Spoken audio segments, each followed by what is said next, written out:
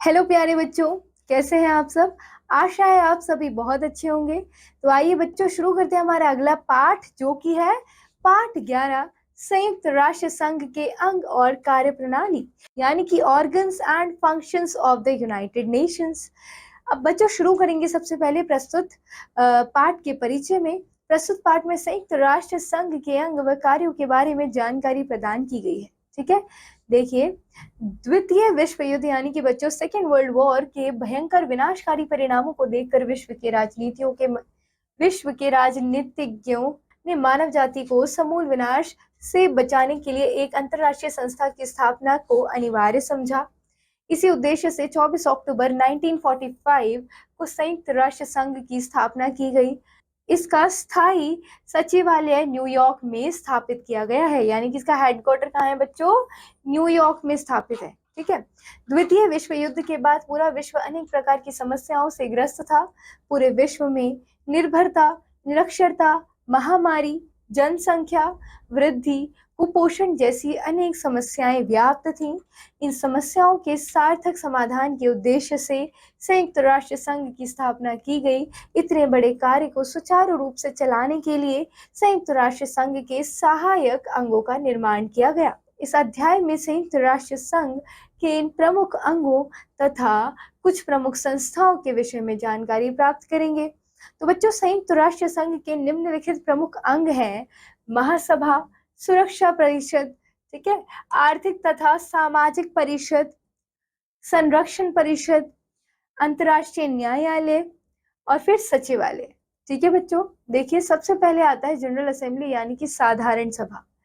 संगठन संयुक्त राष्ट्र संघ के सभी सदस्य राष्ट्र साधारण सभा के सदस्य होते हैं। ठीक है, प्रत्येक सदस्य राष्ट्र अपने 5 प्रतिनिधि साधारण सभा में भेज सकता है। ठीक है बच्चों, किंतु एक सदस्य राष्ट्र को केवल एक मत देने का अधिकार होता है। ठीक है, देखिए एक सदस्य जो है वो राष्ट्र को केवल एक ही मत देने का अधिकार होता है, लेकिन वो अपने 5 प्रतिनिधि साधारण सभा में भेज सकता है। ठीक है बच्चों, प्रत्येक वर्ष सितंबर मास में साधारण सभा का अधिवेशन होता है, किंतु आवश्यकता पड़ने पर विशेष अधिवेशन कभी भी बुलाया जा सकता है। साधारण सभा अपनी एक अध्यक्ष और 7 उपाध्यक्ष निर्वाचित करती है, जिनका चुनाव प्रतिवर्ष होता है। बच्चों, भारत की श्रीमती विजय लक्ष्मी पंडित साधारण सभा की अध्यक्ष रह चुकी हैं। ठीक है, आपको ध्यान रखना है कि श्रीमती विजय लक्ष्मी पंडित साधारण सभा यानी कि जनरल असेंबली की अध्यक्ष रह चुकी हैं। इसका कार्य क्या होता है बच्चों? साधारण सभा सभी अंतर्राष्ट्रीय मामलों पर विचार कर सकती है। उसे अपनी सिफारिशें संयुक्त राष्ट्र संघ की अन्य संस्थाओं को भेजने का अधिकार है। कि संयुक्त राष्ट्र संघ का वार्षिक बजट साधारण सभा द्वारा पारित किया जाता है। साधारण सभा सुरक्षा परिषद के 10 अस्थायी सदस्यों का निर्वाचन करती है। आर्थिक एवं सामाजिक परिषद और संरक्षण परिषद के कुछ सदस्यों का चुनाव भी साधारण सभा द्वारा ही किया जाता है। ठीक है, यह सभा अंतर्राष्ट्रीय न्यायालय के लिए न्यायाधीशों का चुनाव भी करती है। तो बच्चों, जो साधारण सभा के अलावा अन्य अंग भी हैं संयुक्त राष्ट्र संघ के, उनके सदस्यों का निर्वाचन भी कौन करता है? साधारण सभा करती है। ठीक है, फिर आता है बच्चों सिक्योरिटी काउंसिल यानी कि सुरक्षा परिषद संगठन। सुरक्षा परिषद संयुक्त राष्ट्र संघ का सर्वाधिक महत्वपूर्ण अंग है बच्चों। इसके कुल 15 सदस्य होते हैं, जिनमें से 5 सदस्य स्थायी हैं। 5 जो होते हैं वो परमानेंट मेंबर होते हैं। शेष 10 सदस्यों का निर्वाचन 2 वर्षों के लिए किया जाता है, और 10 सदस्यों का निर्वाचन कितने वर्षों के लिए किया जाता है बच्चों? 2 वर्षों के लिए किया जाता है। अमेरिका, रूस, चीन, इंग्लैंड तथा फ्रांस सुरक्षा परिषद के स्थायी सदस्य हैं, यानी कि permanent members of United nation security council कौन कौन से हैं बच्चों? अमेरिका है, रूस है, चीन, इंग्लैंड और फ्रांस। ठीक है, ये सुरक्षा परिषद यानी सिक्योरिटी काउंसिल के 5 स्थायी सदस्य हैं। स्थायी सदस्य राष्ट्रों को विशेष अधिकार प्राप्त होता है, जिसे निषेध अधिकार यानी कि वीटो पावर कहते हैं। जो स्पेशल पावर्स होती हैं इन 5 ही कंट्रीज के पास, उसे क्या कहते हैं बच्चों? वीटो पावर कहते हैं। ठीक है, अर्थात यदि कोई स्थायी सदस्य राष्ट्र किसी प्रस्ताव के विरुद्ध मतदान करता है तो वह प्रस्ताव पारित नहीं हो सकता। यानी कि अगर कोई किसी भी एग्रीमेंट, किसी भी बिल के अगेंस्ट कोई भी मतदान या वोट करता है इन पांचों सदस्य में से, तो उसे पारित नहीं किया जाएगा। ठीक है, इसका अर्थ यह है कि सुरक्षा परिषद में कोई भी प्रस्ताव तभी पारित हो सकता है जब 5 अस्थायी सदस्य राष्ट्र उसके पक्ष में हो। ठीक है, यदि सभी उसके पक्ष में होंगे तभी उसे पारित किया जाएगा। अब कार्य, सुरक्षा परिषद का कार्य क्या होता है बच्चों? सुरक्षा परिषद के प्रमुख कार्य निम्नलिखित हैं। सबसे पहले है बच्चों, संयुक्त राष्ट्र संघ के उद्देश्यों और सिद्धांतों के अनुरूप शांति बनाए रखना, विश्व में अस्त्र शस्त्र भंडार को रोकने और निशस्त्रीकरण के लिए भरसक प्रयत्न करना। ठीक है, अंतर्राष्ट्रीय तनावों, संकटों और आक्रमण से उत्पन्न स्थितियों और कारणों की जांच करना तथा बातचीत से उनका निराकरण कराने का प्रयास करना। फिर आता है बच्चों, जो प्रदेश और क्षेत्र सैनिक दृष्टि से महत्वपूर्ण है वह संयुक्त राष्ट्र संघ की ओर से संरक्षण प्रदान करना, राज्यों में युद्ध छिड़ जाने पर युद्ध विराम कराने का प्रयास करना और आवश्यकता पड़ने पर आक्रांता देश के विरुद्ध सैन्य शक्ति का प्रयोग करना। ठीक है बच्चों, उसके बाद आता है थर्ड, जो इसका अंग है, तीसरा अंग, आर्थिक और सामाजिक परिषद यानी कि इकोनॉमिक एंड सोशल काउंसिल। यहाँ संगठन में बच्चों इसका कार्य क्या है? देखिए, इस समय आर्थिक एवं सामाजिक परिषद में 54 सदस्य हैं। कितने सदस्य हैं बच्चों? Security, economic and security council में 54 सदस्य यानी कि 54 सदस्य हैं। इन सदस्यों का निर्वाचन साधारण सभा के द्वारा 9 वर्ष के लिए होता है। तो 9 ईयर्स के लिए इसका निर्वाचन किया जाता है बच्चों। ठीक है, प्रत्येक 3 वर्ष के पश्चात इसके 1/3 सदस्य अवकाश ग्रहण कर लेते हैं और बच्चों प्रत्येक हर 3 साल बाद क्या होता है कि इसके 1/3 मेंबर्स रिटायर हो जाते हैं और उनके स्थान पर नए सदस्य चुन लिए जाते हैं। यह स्थायी सदन है, इसकी वर्ष में कम से कम 2 बैठकें अवश्य होती हैं। ठीक है, इसके 2 मीटिंग्स अवश्य होती हैं। इसका कार्य यह है कि बच्चों, इस परिषद का मुख्य कार्य है सभी सदस्यों राष्ट्रों की आर्थिक, सामाजिक, सांस्कृतिक, शैक्षिक व स्वास्थ्य संबंधी समस्याओं का पता लगाना और उनके निराकरण के लिए अंतर्राष्ट्रीय सहयोग का विस्तार करना। ठीक है, इसके लिए संस्था ने कई समितियों और आयोगों का गठन किया है। यह परिषद सभी मनुष्य को मूलभूत अधिकार दिलाने का प्रयास करती है। इसका प्रमुख उद्देश्य विश्व को सुखी, संपन्न और न्यायप्रिय बनाना है। ठीक है, उसके बाद आता है बच्चों संरक्षण परिषद यानी कंजर्वेशन काउंसिल। ठीक है, अब देखिए कंजर्वेशन काउंसिल क्या है बच्चों? यह परिषद संरक्षित प्रदेशों के शासन प्रबंध की देखभाल करती है। सुरक्षा परिषद के 5 स्थायी सदस्य होते हैं, इसके भी 5 परमानेंट मेंबर्स होते हैं बच्चों। संरक्षित प्रदेशों के शासन प्रबंध का उत्तरदायित्व उन सदस्यों को दिया जाता है जिन्हें महासभा निर्वाचित करती है। इसका कार्य क्या है बच्चों? संरक्षण परिषद का प्रमुख कार्य उन देशों के हितों की रक्षा और देखभाल करना है जो अभी तक संयुक्त राष्ट्र संघ के अधीन है। यह परिषद ऐसे राष्ट्रों की शासन व्यवस्था भी चलाती है जो प्रथम विश्व युद्ध के पश्चात विजयी राष्ट्रों के अंतर्गत रखे गए थे। ठीक है, या जो द्वितीय विश्व युद्ध के पश्चात किसी पराजित राष्ट्र से प्राप्त किए गए थे या किसी साम्राज्यवादी राज्य ने स्वेच्छा से उन्हें संरक्षण दे दिया हो। संरक्षण परिषद अपने द्वारा संरक्षित प्रदेशों के निवासियों की सामाजिक, आर्थिक तथा राजनीतिक दशा की रिपोर्ट साधारण सभा को भेजती है और साधारण सभा उन रिपोर्टों के आधार पर शासक राष्ट्रों को अपनी अनुशंसा यानी कि सिफारिश भेजती है। ठीक है, संरक्षण परिषद को यह उत्तरदायित्व भी सौंपा गया है कि वह अपने संरक्षित प्रदेशों को स्वशासन और स्वाधीनता के लिए तैयार करे। ठीक है बच्चों, उसके बाद आपका 5th अंग आता है बच्चों, यानी कि 5वां अंग इंटरनेशनल कोर्ट ऑफ जस्टिस यानी कि अंतर्राष्ट्रीय न्यायालय। अंतर्राष्ट्रीय न्यायालय में 15 न्यायाधीश होते हैं। कितने होते हैं बच्चों? 15 यानी कि 15 न्यायाधीश होते हैं। इसका प्रधान कार्यालय हेग यानी नीदरलैंड्स में है। कहाँ पर है बच्चों? हेग, नीदरलैंड्स में है। ये न्यायाधीश इस न्यायालय में नियुक्त किए जाते हैं जो अंतर्राष्ट्रीय कानून के प्रसिद्ध विद्वान होते हैं।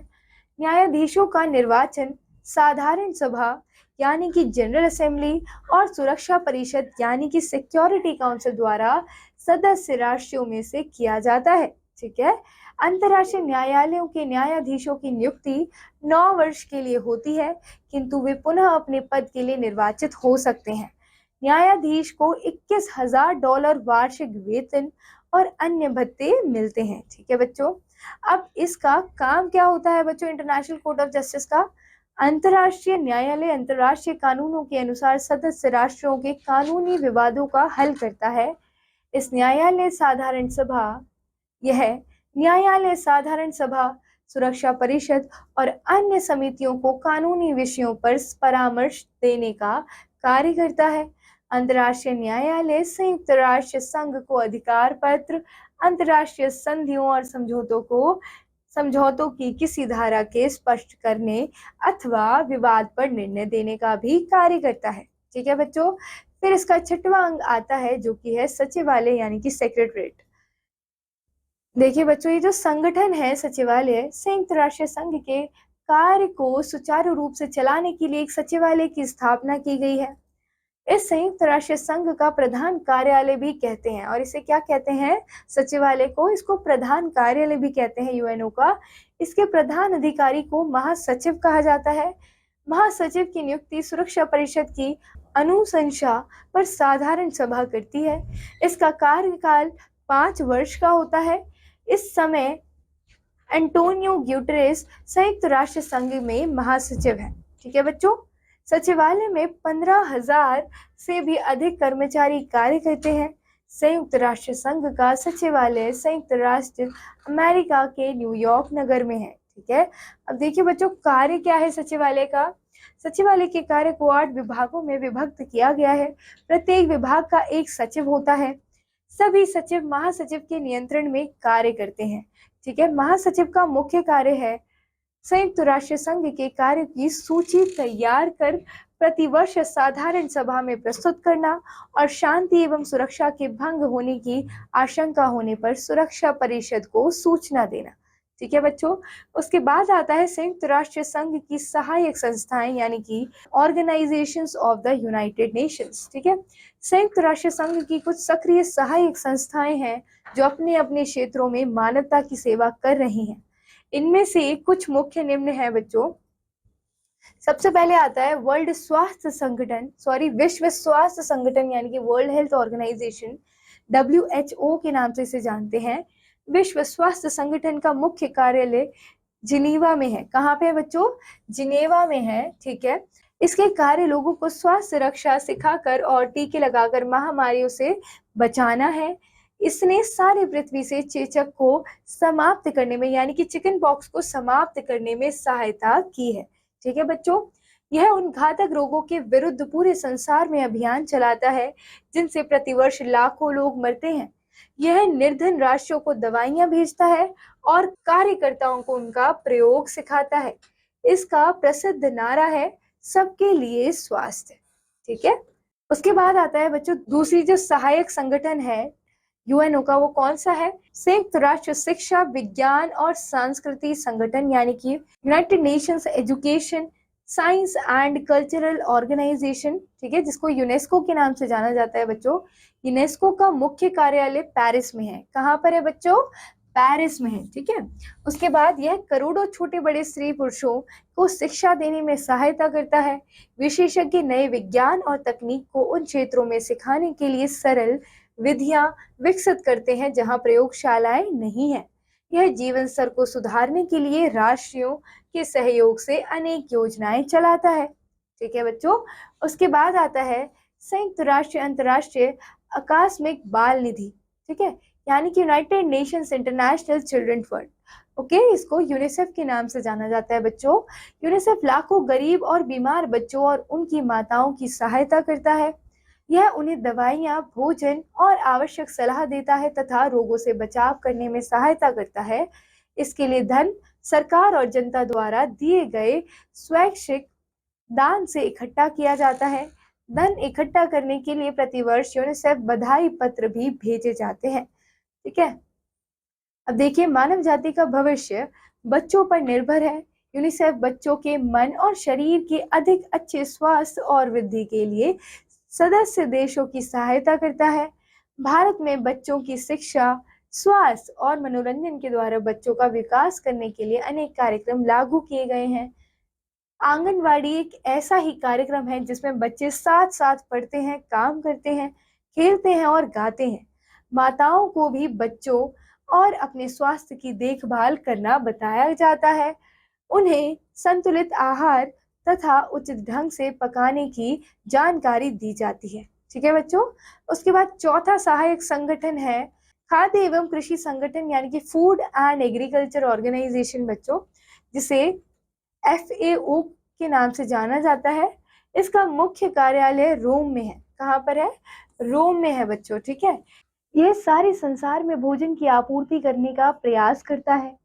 इसके विशेषज्ञ खेती की विधियों को सुधारने, अच्छे रासायनिक खाद प्रयोग करने और जंतुओं तथा पौधों के रोगों को दूर करने में विभिन्न देशों की सहायता करते हैं।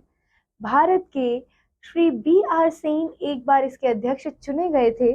उपर्युक्त 4 संस्थाओं सहित राष्ट्र की 17 सहायक संस्थाएं हैं जो विभिन्न क्षेत्रों में कार्य करती हैं, जैसे अंतर्राष्ट्रीय श्रमिक संगठन, अंतर्राष्ट्रीय बैंक, यूनिवर्सल पोस्टल यूनियन आदि। ओके। अब बच्चों देखिए यहाँ पर संयुक्त राष्ट्र की उपलब्धियां, यानी कि achievements of the United Nations. संयुक्त राष्ट्र की सबसे बड़ी उपलब्धि यह है कि इसकी संस्थाओं की सहायता से विभिन्न देश अज्ञान, रोग और गरीबी को मिटाने में परस्पर सहयोग कर रहे हैं। दूसरे, इसने तीसरे विश्व युद्ध को रोका है। कोरिया, वियतनाम, फिलिस्तीन, इराक और ईरान, अफगानिस्तान, इराक और कुवैत के युद्धों को शेष संसार में नहीं फैलने दिया गया। इनमें से कोई भी युद्ध विश्व युद्ध बन सकता था। संयुक्त राष्ट्र परमाणुविक और अन्य विनाशक शस्त्रों के उपयोग और प्रसार को भी रोकने का प्रयास करता है। इस प्रकार संयुक्त राष्ट्र जीवन स्तर को उन्नत करने तथा आपसी समझ को विकसित करने में अंतर्राष्ट्रीय सहयोग को बढ़ाने में सफल हुआ है। किंतु इस संघ के पास ना तो पर्याप्त धन है और ना ही अपनी सेना। फिर भी सदस्यों और जनता के सहयोग से यह पूरी मानव जाति की सेवा करने में जुटा हुआ है। तो बच्चों आइए इस पाठ में आए कुछ बिंदुओं को दोहराते हैं। द्वितीय विश्व युद्ध के बाद पूरा विश्व अनेक प्रकार की समस्याओं से ग्रस्त था। इन समस्याओं के सार्थक समाधान के उद्देश्य से संयुक्त राष्ट्र संघ की स्थापना की गई। अमेरिका, रूस, चीन, इंग्लैंड तथा फ्रांस सुरक्षा परिषद के स्थायी सदस्य हैं। संरक्षण परिषद का प्रमुख कार्य उन देशों के हितों की रक्षा और देखभाल करना है जो अभी तक संयुक्त राष्ट्र संघ के अधीन है। संयुक्त राष्ट्र संघ का सचिवालय संयुक्त राज्य अमेरिका के न्यूयॉर्क नगर में है। विश्व स्वास्थ्य संगठन का मुख्य कार्यालय जिनीवा में है। इसका कार्य लोगों को स्वास्थ्य रक्षा सिखाकर और टीके लगाकर महामारियों से बचाना है। संयुक्त राष्ट्र परमाणुविक और अन्य विनाशक शस्त्रों के उपयोग और प्रसार को भी रोकने का प्रयास करता है। तो बच्चों यहाँ ये पाठ समाप्त होता है। हम मिलते हैं अगली कक्षा में अगले वीडियो के साथ। तब तक बच्चों पढ़ते रहिए, अपना ध्यान रखिए। All the best. Thank you.